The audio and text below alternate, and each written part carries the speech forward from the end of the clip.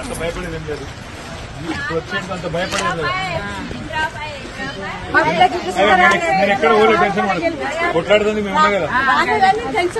సరే అయిందా? మార్పు మంచిగుందా?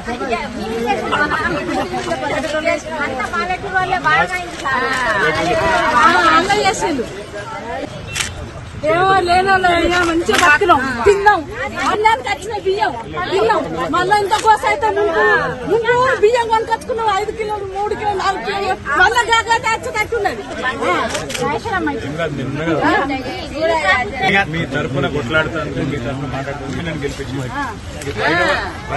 మీ తరఫున లొల్లి పెట్టి కొట్లాడే అవసరమైతే ఎంతకన్నా కొట్లాడే బాధ్యత. పేదవాళ్ళకి ఏమైనా నష్టం వస్తే మీ పక్షాన్ని నేను టెన్షన్ అంత భయపడేది ఏం లేదు. ఇప్పుడు వచ్చేది అంత భయపడేది లేదు. నేను ఎక్కడ ఊళ్ళో టెన్షన్ పడదు. కొట్లాడుతుంది మేము ఉన్నా కదా. సరే అయిందా? మార్పు మంచిగుందా?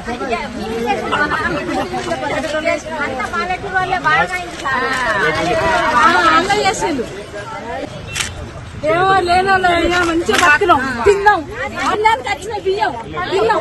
మళ్ళీ ఇంత కోస అయితే ముందు బియ్యం కొనుకొచ్చుకున్నాం 5 కిలోలు 3 కిలోలు 4 కిలోలు మళ్ళీ కాకపోతే వచ్చేటట్టున్నది.